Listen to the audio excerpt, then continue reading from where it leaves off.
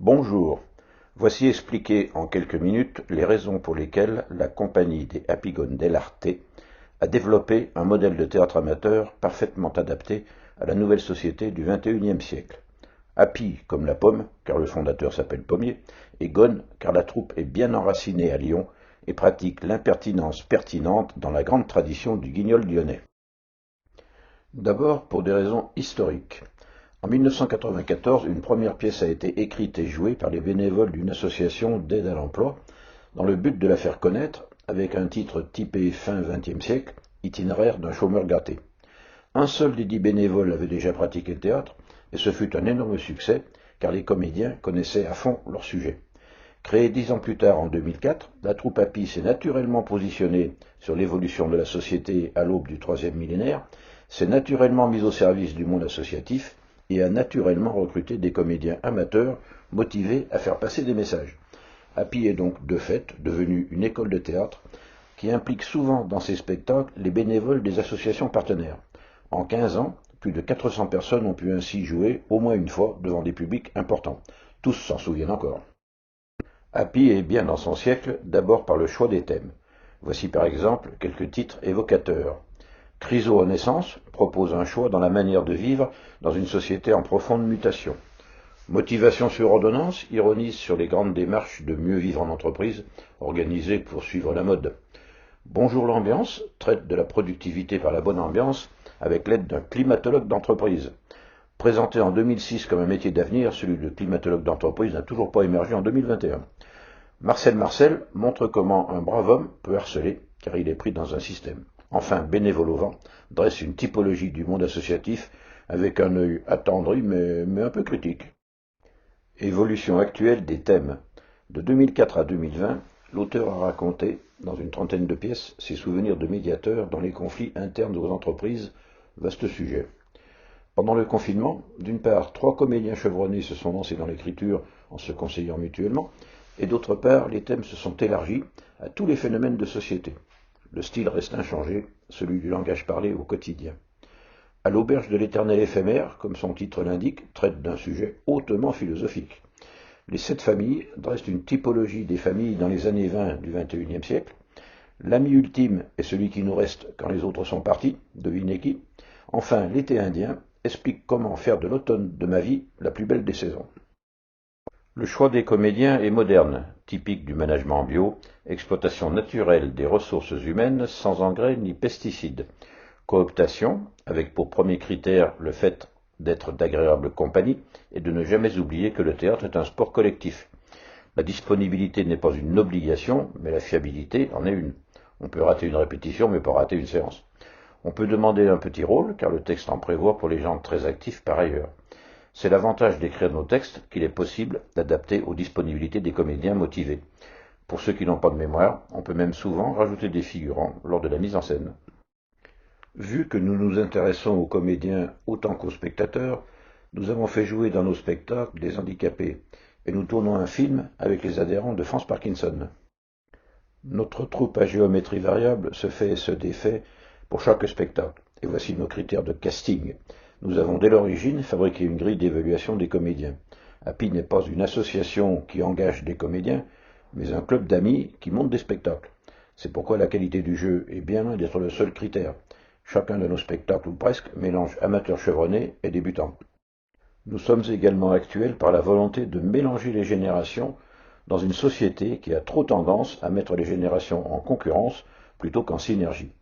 Voici le trombinoscope des comédiens de la saison 2009, qui allait de 8 à 71 ans, avec tous les âges intermédiaires. Cette équipe d'enfants a malheureusement grandi, mais le multigénérationnel reste dans nos gènes. Malheureusement pour nous, bien sûr. Moderne encore nous le sommes par une porosité entre le travail et le loisir. De nombreux comédiens Happy, disponibles en semaine, ont participé à des prestations de théâtre d'entreprise, lors de séminaires ou à l'occasion de shows intégrés dans des modules de formation. Un peu hésitants à l'idée de faire confiance à des amateurs, les organisateurs ont tous constaté le même retour des salariés, enfin des comédiens qui parlent vrai, et pour cause, ils racontent leur vécu. Le public le sent. Pour être honnête, le refus de pratiquer la langue de bois nous a fait rater quelques belles opportunités avec des employeurs ou des RH frileux, peut-être à juste titre. Le fou du roi peut tout dire, jusqu'au jour où le roi ne peut plus tout entendre. Moderne par le choix des lieux. Happy n'a pas de domicile fixe, ni d'ailleurs aucun frais fixe à part l'assurance. Cela nous a permis de jouer dans le grand salon de la préfecture du Rhône, celui de l'hôtel de ville de Lyon, la salle de la Corbeille de la CCI et la grande salle de l'hôtel de région, ainsi que dans quelques lieux pittoresques comme le petit théâtre du musée de Gadagne au centre du Vieux-Lyon. Nous avons joué dans les rues, une fois, dans les grands amphis de la plupart des grandes écoles et universités de Lyon, dans les salles des fêtes et de nombreux hôtels. Ce vagabondage est très riche d'enseignements pour les comédiens. Vous connaissez tous, je pense, le théâtre subventionné. Entre subvention sans public ou public sans subvention, Happy a choisi. Nous ne serons jamais primés au Festival d'Avignon. Nos spectacles se veulent avant tout des divertissements. Ça donne à réfléchir, entendons-nous cependant très souvent à la sortie, où je viens d'assister à un spectacle improbable. Ce genre de commentaire nous tient lieu de citation à la soirée des Molières.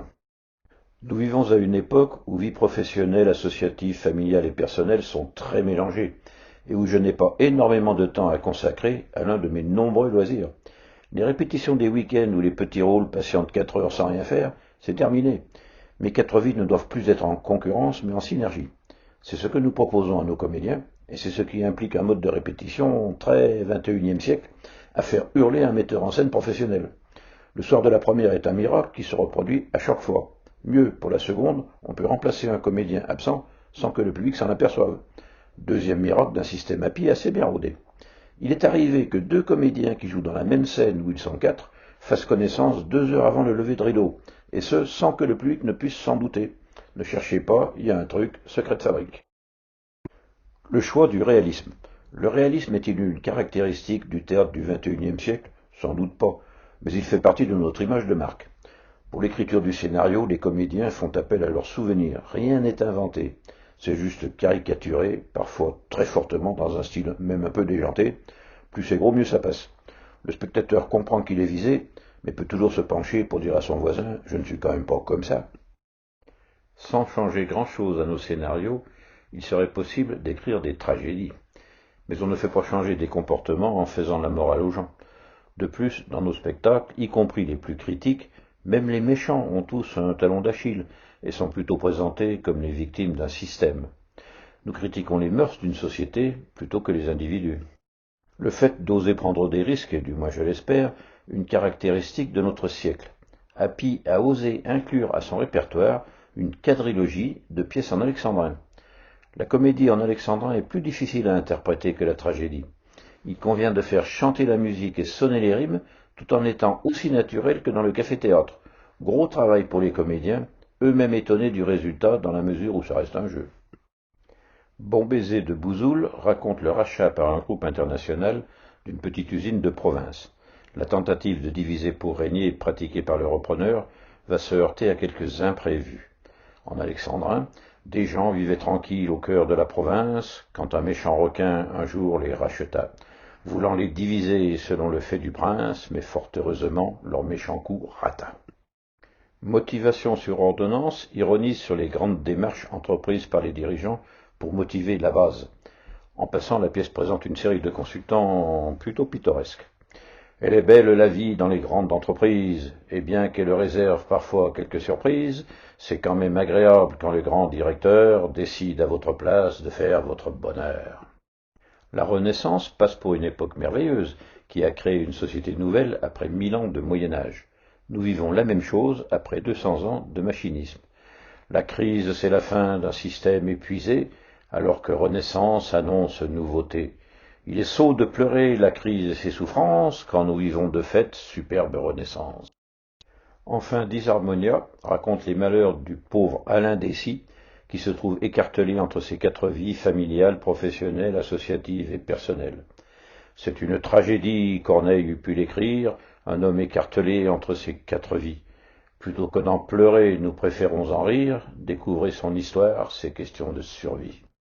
L'alexandrin a même été utilisé pendant 20 minutes pour animer le 2e dîner de gala de la Fondation des Hospices Civils de Lyon, dans le grand hall d'exposition de General Evans prêté pour la circonstance. Un sketch comique pour parler du mécénat dans les hôpitaux, pas simple. Eh bien, défi relevé. Notre public. Notre public ressemble aux personnages de nos pièces, qui ressemblent aux comédiens qui les interprètent, qui eux-mêmes ressemblent aux spectateurs. C'est tellement vrai que de nombreux spectateurs ont demandé à rejoindre la troupe. Happy est typé XXIe siècle aussi par le choix des associations partenaires. Le principe est le suivant, nous jouons Bénévoles au vent, qui présente 8 associations différentes et représentatives d'un bon éventail, et nous rajoutons à chaque fois un dernier sketch qui présente l'association organisatrice de la soirée, interprété au moins en partie par les bénévoles de l'association. Par exemple, sur cette affiche, le Secours catholique, rebaptisé pour la circonstance, le Recours bucolique. Nos chanteurs. Apigone a des liens d'amitié avec un chœur d'homme au look de tonton flingueur. Tébaba signifie simplement ténor, basse et baryton, caractéristique des chœurs d'hommes. Tous issus du chœur d'homme de Lyon chantent à 3 ou 4 voix, à la façon des chœurs antiques. Les aides étaient des hommes, qui présentent au public le contexte, résument les situations pour aider le public à suivre les événements, font des commentaires sur les thèmes principaux de la pièce et montrent comment un public idéal est supposé réagir à la représentation. Pour que des comédiens soient bons, il faut en effet que le public soit bon. Dans certaines pièces, ces interscènes sont assurées par des hallebardiers, des machinistes, des membres de l'association qui organisent, ou tout autre personnage, mais souvent par les tébabas. Il nous reste à parler des conférences théâtralisées, joyeux mélange des genres. Ce soir-là, nous étions 4 pour traiter des conflits à l'EM Lyon. Nous avons traité du conflit éternel entre gros et petits boussiens, ceux qui ouvrent l'œuf à la coque par le gros bout et ceux qui pensent inconcevable l'idée de l'ouvrir autrement que par le petit bout. Ce conflit est latent actuellement, mais un dictateur qui voudrait diviser pour régner n'aurait aucune difficulté à dresser une France contre l'autre.